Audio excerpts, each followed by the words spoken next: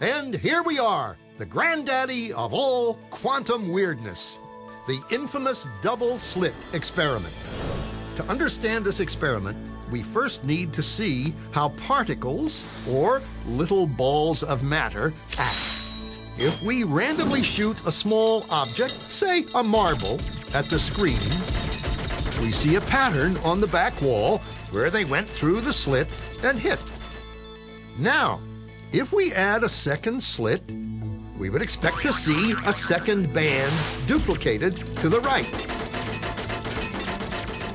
Now, let's look at waves.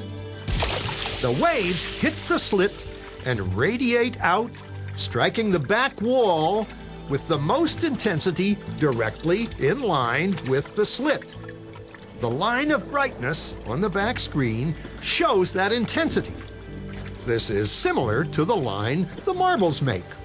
But when we add the second slit, something different happens. If the top of one wave meets the bottom of another wave, they cancel each other out. So now there is an interference pattern on the back wall. Places where the two tops meet are the highest intensity, the bright lines, and where they cancel, there is nothing. So, when we throw things, that is, matter, through two slits, we get this, two bands of hits. And with waves, we get an interference pattern of many bands. Good so far. Now, let's go quantum.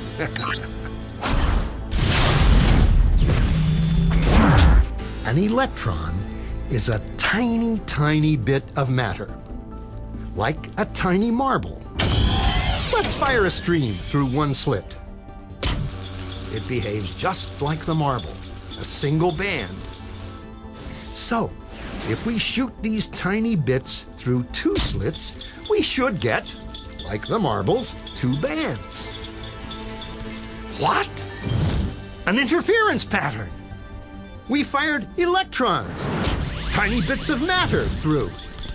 But we get a pattern like waves, not like little marbles. How? How could pieces of matter create an interference pattern like a wave? It doesn't make sense. But physicists are clever.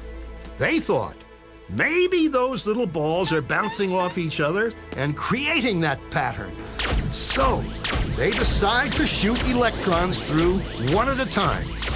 There is no way they could interfere with each other. But after an hour of this, the same interference pattern is seen to emerge. The conclusion is inescapable. The single electron leaves as a particle, becomes a wave of potentials, goes through both slits, and interferes with itself to hit the wall like a particle. But mathematically, it's even stranger. It goes through both slits, and it goes through neither. And it goes through just one, and it goes through just the other. All of these possibilities are in superposition with each other. But physicists were completely baffled by this. So they decided to peek and see which slit it actually goes through. They put a measuring device by one slit to see which one it went through and let it fly. But the quantum world is far more mysterious than they could have imagined. When they observed, the electron went back to behaving like a little marble. It produced a pattern of two bands, not an interference pattern of many. The very act of measuring or observing which slit it went through meant it only went through one, not both. The electron decided to act differently, as though it was aware it was being watched. And it was here that physicists stepped forever into the strange, never-world of quantum events. What is matter?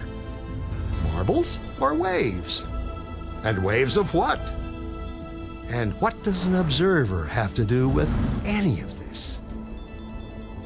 The observer collapsed the wave function simply by observing.